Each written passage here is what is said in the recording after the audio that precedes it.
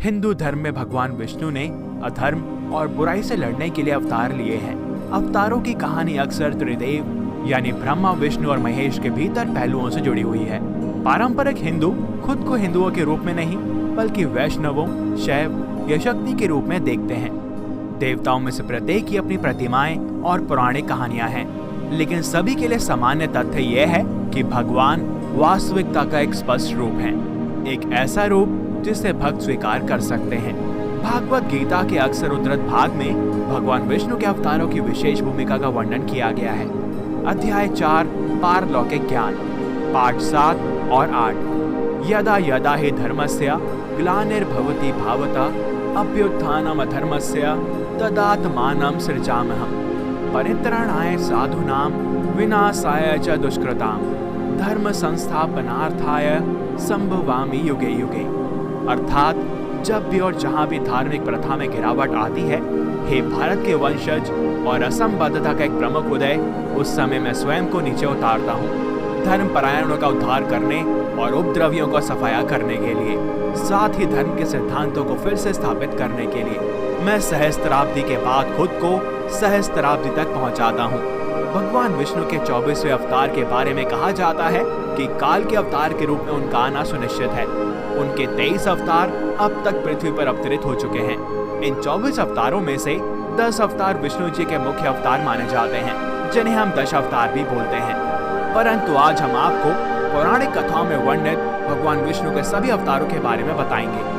लेकिन आगे बढ़ने से पहले अगर आप चैनल पर नए हैं तो इसको सब्सक्राइब कर लें और बेल आइकन को प्रेस कर लें और बोलें नारायण नारायण नारायण नारायण। नंबर 1, श्री सनकादि मुनि। सृष्टि के आरंभ में लोक पितामह ब्रह्मा ने अनेक लोगों की रचना करने की इच्छा से घोर तपस्या की। उनके तप से प्रसन्न होकर भगवान विष्णु ने तप अर्थ वाले सन नाम से युक्त होकर सनक, सनंदन, सनातन और सनत कुमार नाम के 4 मुनियों के रूप में अवतार लिया। ये चारों प्राकट्य काल से ही मोक्ष मार्ग परायण, ध्यान में तल्लीन रहने वाले, नित्य सिद्ध एवं नित्य विरक्त थे। ये भगवान विष्णु के सर्वप्रथम अवतार माने जाते हैं। नंबर 2, वराह अवतार। भगवान विष्णु ने दूसरा अवतार वराह के रूप में लिया था। वराह अवतार से जुड़ी कथा कुछ इस प्रकार है। पुरातन समय में दैत्य हिरण्याक्ष ने जब पृथ्वी को ले जाकर समुद्र में छिपा दिया, तब ब्रह्मा के नाक से भगवान विष्णु वराह के रूप में प्रकट हुए। भगवान विष्णु के इस रूप को देखकर सभी देवताओं व ऋषि मुनियों ने उनकी स्तुति की और सभी के आग्रह पर भगवान वराह ने पृथ्वी को ढूंढना प्रारंभ किया। अपनी थूथनी की सहायता से उन्होंने पृथ्वी का पता लगा लिया और समुद्र के अंदर जाकर अपने दांतों पर रखकर वे पृथ्वी को बाहर ले आए। जब हिरण्याक्ष दैत्य ने यह देखा तो उसने भगवान विष्णु के वराह रूप को युद्ध के लिए ललकारा और दोनों में भीषण युद्ध हुआ। अंत में भगवान वराह ने हिरण्याक्ष का वध कर दिया। इसके बाद भगवान वराह ने अपने खुरों से जल को स्तंभित कर उस पर पृथ्वी को स्थापित कर दिया। नंबर 3, नारद अवतार। धर्म ग्रंथों के अनुसार देवऋषि नारद भी भगवान विष्णु के ही अवतार हैं। शास्त्रों के अनुसार नारद मुनि ब्रह्मा के 7 मानस पुत्रों में से एक हैं। उन्होंने कठिन तपस्या से देवऋषि पद को प्राप्त किया है। वे भगवान विष्णु के अनन्य भक्तों में से एक माने जाते हैं। देवऋषि नारद धर्म के प्रचार तथा लोक कल्याण के लिए हमेशा प्रयत्नशील रहते हैं। शास्त्रों में देवऋषि नारद को भगवान का मन भी कहा गया है। श्रीमद् भागवत गीता के 10वें अध्याय के 26वें श्लोक में स्वयं भगवान श्री कृष्ण ने इनकी महत्वता को स्वीकार करते हुए कहा है, देवऋषिणाम च नारदः, अर्थात देव ऋषियों में मैं नारद हूँ। जैसी आपकी आज्ञा प्रभु। नारायण नारायण। नंबर 4, नर नारायण। सृष्टि के आरंभ में भगवान विष्णु ने धर्म की स्थापना हेतु 2 रूपों में अवतार लिया। इस अवतार में वे अपने मस्तक पर जटा धारण किए हुए थे। उनके हाथों में हंस, चरणों में चक्र एवं वृक्षस्थल में श्रीवत्स के चिन्ह थे। उनका संपूर्ण वेश तपस्वियों के समान था। धर्म ग्रंथों के अनुसार भगवान विष्णु ने नर नारायण के रूप में यह अवतार लिया था। नंबर 5, कपिल मुनि। भगवान विष्णु ने 5वां अवतार कपिल मुनि के रूप में लिया है। उनके पिता का नाम महर्षि कर्दम व माता का नाम देवहूति था। शरशैया पर पड़े भीष्म पितामह के शरीर त्याग के समय वेदज्ञ व्यास आदि ऋषियों के साथ भगवा कपिल भी वहां पर उपस्थित थे। भगवान कपिल के क्रोध से ही राजा सगर के 8000 पुत्र भस्म हो गए थे। भगवान कपिल सांख्य दर्शन के प्रवर्तक हैं। कपिल मुनि भागवत धर्म के प्रमुख 12 आचार्यों में से एक हैं। नंबर 6, दत्तात्रेय अवतार। धर्म ग्रंथों के अनुसार दत्तात्रेय भी भगवान विष्णु के अवतार हैं और उनकी उत्पत्ति की कथा कुछ इस प्रकार है। एक बार माता लक्ष्मी, पार्वती व सरस्वती को अपने पतिव्रते पर अत्यंत गर्व हो गया, तो भगवान ने इनका अहंकार नष्ट करने के लिए लीला रची। उनके अनुसार एक दिन नारद जी घूमते घूमते देवलोक पहुँचे और तीनों देवियों को बारी बारी जाकर कहा कि ऋषि अत्रि की पत्नी अनसुईया के सामने आपका सतीत्व तो कुछ भी नहीं। तीनों देवियों ने यह बात अपने स्वामियों को बताई और उनसे आग्रह किया कि वे सभी अनसुईया के पतिव्रत्य की परीक्षा लें। तब भगवान ब्रह्मा, विष्णु और महेश साधु वेश बनाकर अत्रि मुनि के आश्रम गए। महर्षि अत्रि उस समय आश्रम में नहीं थे। तीनों ने देवी अनसुईया से भिक्षा मांगी, किंतु यह भी कहा कि आपको निर्वस्त्र होकर हमें भिक्षा देनी होगी। अनसुईया पहले तो यह सुनकर चौंक गई, लेकिन फिर साधुओं का अपमान ना हो इस डर से उन्होंने अपने पति का स्मरण किया और यह बोला कि यदि मेरा पतिव्रत्य धर्म सत्य है तो यह तीनों साधु 6-6 मास के शिशु हो जाएं। ऐसा बोलते ही त्रिदेव शिशु होकर रोने लगे। तब अनसुईया ने माता बनकर उन्हें गोद में लेकर स्तनपान कराया और पालने में झुलाने लगी। जब तीनों देव अपने स्थान पर नहीं लौटे तो त्रिदेवियां व्याकुल हो गईं। तब नारद ने वहां आकर सारी बात बताई। तीनों देवियां अनसुईया के पास आईं और उनसे क्षमा मांगने लगी। तब देवी अनसुईया ने त्रिदेव को उनके पूर्व रूप में कर दिया। प्रसन्न होकर त्रिदेव ने उन्हें वरदान दिया कि हम तीनों अपने अंश से तुम्हारे गर्भ से पुत्र रूप में जन्म लेंगे। तब भगवान ब्रह्मा के अंश से चंद्रमा, भगवान शंकर के अंश से दुर्वासा और भगवान विष्णु के अंश से दत्तात्रेय का जन्म हुआ। त्रिमूर्ति पुनः पूर्ण नहीं हो जाती तब तक मैं समग्र ब्रह्मांड को संतुलित करता रहूंगा। नंबर 7, यज्ञ। भगवान विष्णु के 7वें अवतार का नाम है यज्ञ। धर्म ग्रंथों के अनुसार भगवान यज्ञ का जन्म स्वयंभू मनवंतर में हुआ था। स्वयंभू मनु की पत्नी शत्रुपा के गर्भ से आकुति का जन्म हुआ। वे रुचि प्रजापति की पत्नी हुई। इन्हीं आकुति के यहाँ पर भगवान विष्णु यज्ञ नाम से अवतरित हुए। भगवान यज्ञ के उनकी धर्मपत्नी दक्षिणा से अत्यंत तेजस्वी 12 पुत्र उत्पन्न हुए। वे ही स्वयंभू मनवंतर में याम नामक 12 देवता कहलाए। नंबर 8, भगवान ऋषभ देव। भगवान विष्णु ने ऋषभ देव के रूप में 8वां अवतार लिया था। धर्म ग्रंथों के अनुसार महाराज नाभि की कोई भी संतान नहीं हुई थी और इस कारण उन्होंने अपनी धर्मपत्नी मेरु देवी के साथ पुत्र की कामना से यज्ञ किया। यज्ञ से प्रसन्न होकर भगवान विष्णु स्वयं प्रकट हुए और उन्होंने महाराज नाभि को वरदान दिया कि मैं ही तुम्हारे यहाँ पर पुत्र रूप में जन्म लूंगा। वरदान स्वरूप कुछ समय के बाद भगवान विष्णु महाराज नाभि के यहाँ पर पुत्र रूप में जन्मे। पुत्र के अत्यंत सुंदर सुगठित शरीर, कीर्ति, तेल, बल, ऐश्वर्य, यश, पराक्रम और शूरवीरता आदि गुणों को देखकर महाराज नाभि ने उसका नाम ऋषभ रख दिया। नंबर 9, आदिराज पृथु। नारायण देव के एक अवतार का नाम आदिराज पृथु है। धर्म ग्रंथों के अनुसार स्वयंभू मनु के वंश में अंग नामक प्रजापति का विवाह मृत्यु की मानसिक पुत्री सुनीता के साथ हुआ था और उनके यहाँ वेन नामक पुत्र हुआ। उसने भगवान को मानने से इनकार कर दिया और स्वयं की पूजा करने के लिए कहा। तब महर्षियों ने मंत्रपूत कुशों से उसका वध कर दिया और फिर महर्षियों ने पुत्रहीन राजा वेन की भुजाओं का मंथन किया, जिससे पृथु नाम का पुत्र उत्पन्न हुआ। पृथु के दाहिने हाथ में चक्र और चरणों में कमल का चिन्ह देखकर ऋषियों ने यह बताया कि पृथु के रूप में स्वयं श्री हरि का अंश अवतरित हुआ है। नंबर 10, मत्स्य अवतार। पुराणों के अनुसार भगवान विष्णु ने सृष्टि को प्रलय से बचाने के लिए मत्स्य अवतार लिया था। इसकी कथा इस प्रकार है। कृतयुग के आदि में राजा सत्यव्रत हुए। राजा सत्यव्रत एक दिन नदी में स्नान कर जलांजलि दे रहे थे कि तभी अचानक उनकी अंजलि में एक छोटी सी मछली आ गई। उन्होंने देखा तो सोचा वापस सागर में डाल दूं, लेकिन उस मछली ने बोला, आप मुझे सागर में मत डालिए, अन्यथा बड़ी मछलियां मुझे खा जाएंगी। तब राजा ने मछली को अपने कमंडल में रख लिया। मछली और बड़ी हो गई तो राजा ने उसे अपने सरोवर में रख दिया। तब देखते ही देखते मछली और बड़ी हो गई। तब राजा को समझ आ गया कि यह कोई साधारण जीव नहीं है। जिसके बाद राजा ने मछली से वास्तविक रूप में आने की प्रार्थना की। राजा की प्रार्थना को सुनकर साक्षात 4 भुजाधारी भगवान विष्णु वहां पर प्रकट हो गए और उन्होंने कहा कि यह मेरा मत्स्य अवतार है। जिसके बाद भगवान ने सत्यव्रत से कहा, सुनो राजन, आज से 7 दिन बाद प्रलय होगी। तब मेरी प्रेरणा से एक विशाल नाव तुम्हारे पास आएगी। तुम सप्त ऋषियों, औषधियों, बीजों व प्राणियों के सूक्ष्म शरीर को लेकर उसमें बैठ जाना।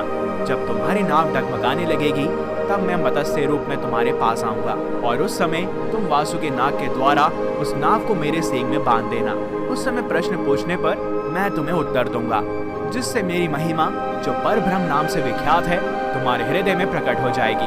तब समय आने पर मत्स्य रूपधारी भगवान विष्णु ने राजा सत्यव्रत को तत्व ज्ञान का उपदेश दिया, जो कि मत्स्य पुराण के नाम से प्रसिद्ध है। नंबर 11, कूर्म अवतार।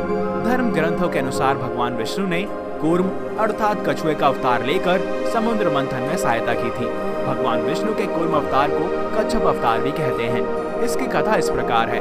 एक बार महर्षि दुर्वासा ने देवताओं के राजा इंद्र को श्राप देकर श्रीहीन कर दिया था। इंद्र जब भगवान विष्णु के पास पहुंचे तो प्रभु ने उनसे समुद्र मंथन करने को कहा। तब इंद्र भगवान विष्णु के कहे अनुसार दैत्यों व देवताओं के साथ मिलकर समुद्र मंथन करने के लिए तैयार हो गए। समुद्र मंथन करने के लिए मंदराचल पर्वत को मथानी एवं नागराज वासुकी को नेति बनाया गया। देवताओं और दैत्यों ने अपना मतभेद भुलाकर मंदराचल को उखाड़ा और उसे समुद्र की ओर ले चले, लेकिन वे सब मिलकर भी उसे अधिक दूरी तक नहीं ले जा सके। तब भगवान विष्णु ने मंदराचल को समुद्र तट पर रख दिया। देवता और दैत्यों ने मंदराचल को समुद्र में डालकर नागराज वासुकी को नेति बनाया, किंतु मंदराचल के नीचे कोई आधार नहीं होने के कारण वह समुद्र में डूबने लगा। यह देखकर भगवान विष्णु विशाल कूर्म यानी कि कछुए का रूप धारण कर समुद्र में मंदराचल के आधार बन गए। भगवान कूर्म की विशाल पीठ पर मंदराचल तेजी से घूमने लगा और इस प्रकार समुद्र मंथन संपन्न हो पाया। नंबर 12, भगवान धन्वंतरी। धर्म ग्रंथों के अनुसार जब देवताओं व दैत्यों ने मिलकर समुद्र मंथन किया था तो उसमें सबसे पहले भयंकर विष निकला था, जिसे भगवान शिव ने पी लिया। जिसके बाद समुद्र मंथन से उच्च श्रवा घोड़ा, देवी लक्ष्मी, ऐरावत हाथी, कल्प वृक्ष, अप्सराएं और साथ ही बहुत से रत्न निकले। सबसे अंत में भगवान धन्वंतरी अमृत कलश को लेकर प्रकट हुए। यही धन्वंतरी भगवान विष्णु के अवतार माने गए हैं। इन्हें औषधियों का स्वामी भी माना गया है। नंबर 13, मोहिनी अवतार। धर्म ग्रंथों के अनुसार समुद्र मंथन के दौरान सबसे अंत में धन्वंतरी अमृत कलश लेकर निकले थे और जैसे ही अमृत सामने आया तो सभी का अनुशासन भंग हो गया। देवताओं ने कहा कि हम ले लें, दैत्यों ने कहा कि हम ले लें। इसी खींचातानी में इंद्र का पुत्र जयंत अमृत कुंभ को लेकर भाग गया। सारे दैत्य व देवता भी उसके पीछे पीछे भागने लगे। असुरों और देवताओं में भयंकर मारकाट मच गई। देवता परेशान होकर भगवान विष्णु के पास गए। तब भगवान विष्णु ने मोहिनी अवतार धारण किया। भगवान के मोहिनी रूप ने सभी को मोहित कर दिया। मोहिनी ने देवताओं व असुर की बात सुनी और कहा कि अमृत कलश अगर मुझे दे दिया जाए तो मैं बारी बारी से देवता व असुर को अमृत का पान करा दूंगी। तो दोनों पक्ष मान जाते हैं। देवता एक तरफ तथा असुर दूसरी तरफ बैठ जाते हैं। फिर मोहिनी रूप धरे भगवान विष्णु ने मधुर गान गाते हुए तथा नृत्य करते हुए देवताओं व असुरों को अमृत पान कराना प्रारंभ किया। वास्तविकता में मोहिनी अमृत पान तो सिर्फ देवताओं को ही करा रही थी, जबकि असुर समझ रहे थे कि वे भी अमृत पी रहे हैं। इस प्रकार भगवान विष्णु ने मोहिनी अवतार लेकर देवताओं का भला किया। नंबर 14, भगवान नरसिंह। भगवान विष्णु ने नरसिंह अवतार लेकर दैत्यों के राजा हिरण्यकशिपु का वध किया था। इस अवतार की कथा इस प्रकार है। धर्म ग्रंथों के अनुसार दैत्यों का राजा हिरण्यकशिपु स्वयं को भगवान से भी अधिक बलवान मानता था। उसे मनुष्य, देवता, पक्षी, पशु ना दिन में, ना रात में, ना धरती पर, ना आकाश में, ना घर में, ना घर के बाहर, ना शस्त्र से और ना ही अस्त्र से मरने का वरदान प्राप्त था। उसके राज्य में जो भी भगवान विष्णु की पूजा करता था वह उसको दंड दिया करता था। उसके पुत्र का नाम प्रहलाद था और प्रहलाद बचपन से ही भगवान विष्णु का परम भक्त था। और यह बात जब हिरण्यकशिपु को पता चली तो वह बहुत क्रोधित हुआ और प्रहलाद को समझाने का प्रयास करने लगा। लेकिन फिर भी जब प्रहलाद नहीं माना तो हिरण्यकशिपु ने उसे मृत्युदंड दे दिया। परंतु हर बार भगवान विष्णु के चमत्कार से वह बच गया। हिरण्यकशिपु की बहन होलिका, जिसे अग्नि से ना जलने का वरदान प्राप्त था, वह प्रहलाद को गोद में लेकर धधकती हुई अग्नि में बैठ गई। तब भी भगवान विष्णु की कृपा से प्रहलाद बच गया और बदले में होलिका ही जल गई। जब हिरण्यकशिपु स्वयं प्रहलाद को मारने ही वाला था तब भगवान विष्णु नरसिंह का अवतार लेकर खंबे से प्रकट हो गए और उन्होंने अपने नाखूनों से हिरण्यकशिपु का वध कर दिया। आज मेरी जान पर होगा तेरा नाश। भगवान विष्णु का नरसिंह अवतार। नंबर 15 वामन अवतार। सतयुग में प्रहलाद के पौत्र दैत्य राज बलि ने स्वर्गलोक पर अधिकार कर लिया था। सभी देवता इस विपत्ति से बचने के लिए भगवान विष्णु के पास गए। तब भगवान विष्णु ने कहा कि मैं स्वयं देव माता अदिति के गर्भ से उत्पन्न होकर तुम्हें स्वर्ग राज्य दिलाऊंगा। कुछ समय पश्चात भगवान विष्णु ने वामन अवतार ले लिया और फिर एक बार जब बलि महान यज्ञ कर रहा था तब भगवान वामन बलि की यज्ञशाला में चले गए। वामन को देखकर बलि ने उनसे दान मांगने को कहा तो वामन देव ने उनसे केवल 3 पग धरती ही दान में मांगी। राजा बलि के गुरु शुक्राचार्य भगवान की लीला समझ गए थे और उन्होंने बलि को दान देने से मना कर दिया, लेकिन बलि ने फिर भी भगवान वामन को 3 पग धरती दान देने का संकल्प ले लिया। भगवान वामन ने विशाल रूप धारण कर एक पग में धरती और दूसरे पग में स्वर्गलोक नाप लिया और जब तीसरा पग रखने के लिए कोई स्थान नहीं बचा था तो बलि ने भगवान वामन से अपने सिर पर पग रखने को कहा। बलि के सिर पर पग रखने से वह सुतल लोक पहुंच गया और बलि की दानवीरता को देखकर भगवान ने उसे सुतल लोक का स्वामी बना दिया।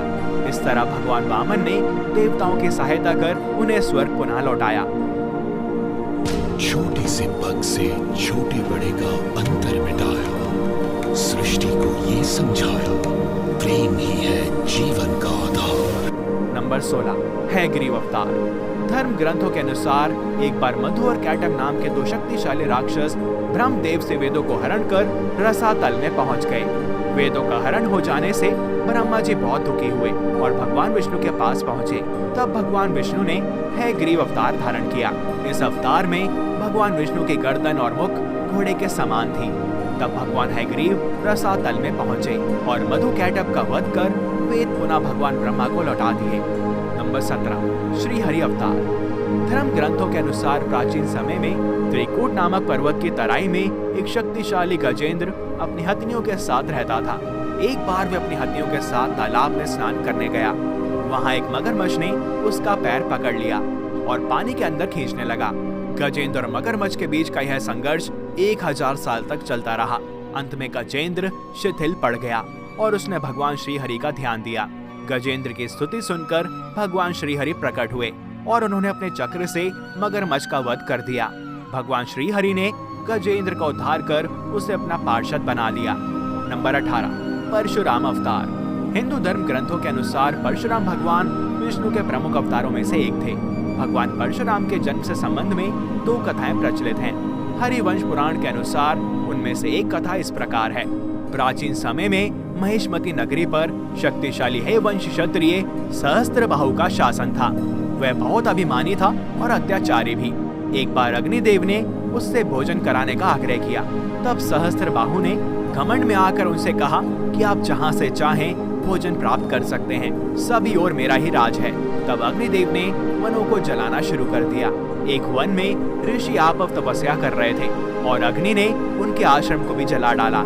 इससे क्रोधित होकर ऋषि ने सहस्त्रबाहु को श्राप दिया कि भगवान विष्णु परशुराम के रूप में जन्म लेंगे और न सिर्फ सहस्त्रबाहु का बल्कि समस्त क्षत्रियों का सर्वनाश कर देंगे। और इस प्रकार भगवान विष्णु ने महर्षि जमदग्नि के 5वें पुत्र के रूप में जन्म लिया। नंबर 19 महर्षि वेदव्यास। पुराणों में महर्षि वेदव्यास को भी भगवान विष्णु का ही अंश माना गया है। भगवान व्यास नारायण के कलावतार थे। वे महाज्ञानी महर्षि पराशर के पुत्र रूप में प्रकट हुए थे। उनका जन्म केवर्त राज की पौष्य पुत्री सत्यवती के गर्भ से यमुना के द्वीप पर हुआ था। उनके शरीर का रंग काला था और इसीलिए उनका नाम कृष्ण द्वैपायन भी था। और इन्होंने ही मनुष्यों की आयु और शक्ति को देखते हुए वेदों के विभाग किए, इसलिए इन्हें वेद व्यास भी कहा जाता है। महर्षि वेद व्यास जी ने ही महाभारत ग्रंथ की रचना भी की। नंबर 20 हंस अवतार। एक बार भगवान ब्रह्मा अपनी सभा में बैठे हुए थे। तभी वहां पर उनके मानस पुत्र सनकादि आ पहुंचे और भगवान ब्रह्मा से मनुष्य के मोक्ष के संबंध में चर्चा करने लगे। तभी वहां भगवान विष्णु महाहंस के रूप में प्रकट हुए और उन्होंने सनकादि मुनियों के संदेह का निवारण किया।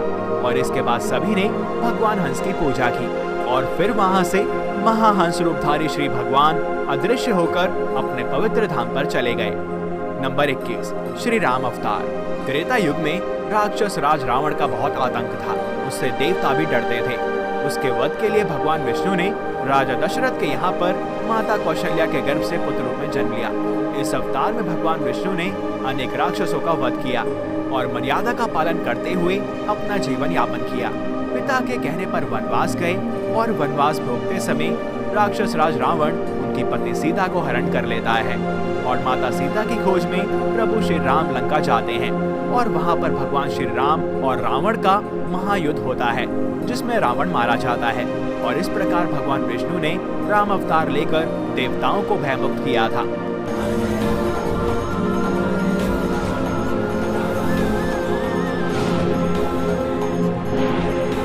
नंबर 22, श्री कृष्ण अवतार। द्वापर युग में भगवान विष्णु ने श्री कृष्ण अवतार लेकर अधर्मियों का नाश किया था। भगवान श्री कृष्ण का जन्म कारागार में हुआ था। इनके पिता का नाम वासुदेव और माता का नाम देवकी था। श्री हरि विष्णु ने इस अवतार में अनेकों चमत्कार किए और दुष्टों का सर्वनाश किया। कंस का वध भी भगवान श्री कृष्ण ने ही किया था और महाभारत के युद्ध में वे अर्जुन के सारथी बने थे और दुनिया को गीता का ज्ञान दिया था। धर्मराज युधिष्ठिर को राजा बनाकर धर्म की स्थापना की।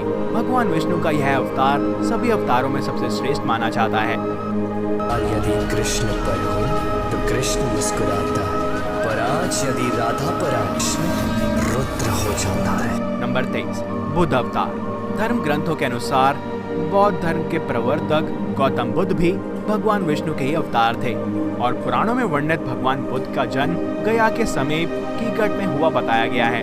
उनके पिता का नाम अजन बताया गया है और यह प्रसंग पुराण वर्णित बुद्ध अवतार का ही है। एक समय दैत्यों की शक्ति बहुत बढ़ गई थी। देवता भी उनके भय से भागने लगे। राज्य की कामना से दैत्यों ने देवराज इंद्र से पूछा कि हमारा साम्राज्य स्थिर रहे, इसका उपाय क्या है।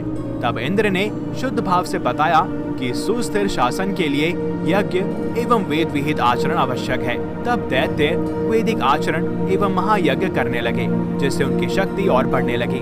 तब सभी देवता भगवान विष्णु के पास गए और फिर भगवान विष्णु ने देवताओं के हित के लिए बुद्ध का रूप धारण किया। उनके हाथ में मार्जनी थी और वे मार्ग को बुहारते हुए चलते थे और इस प्रकार भगवान बुद्ध दैत्यों के पास पहुँचे और उन्हें उपदेश दिया कि यज्ञ करना पाप है। यज्ञ से जीव हिंसा होती है। यज्ञ की अग्नि से कितने ही प्राणी भस्म हो जाते हैं। भगवान बुद्ध के उपदेशों से दैत्य प्रभावित हुए। उन्होंने यज्ञ व वैदिक आचरण करना छोड़ दिया।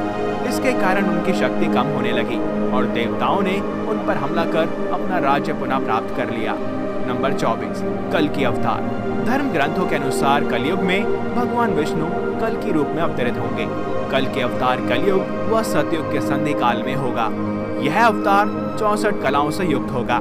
पुराणों के अनुसार उत्तर प्रदेश के मुरादाबाद जिले में शंबल नामक स्थान पर विष्णु यशा नामक तपस्वी ब्राह्मण के घर भगवान कल की पुत्र रूप में जन्म लेंगे और भगवान कल की देवदत्त नामक घोड़े पर सवार होकर संसार से पापियों का विनाश करेंगे और धर्म की पुनः स्थापना करेंगे।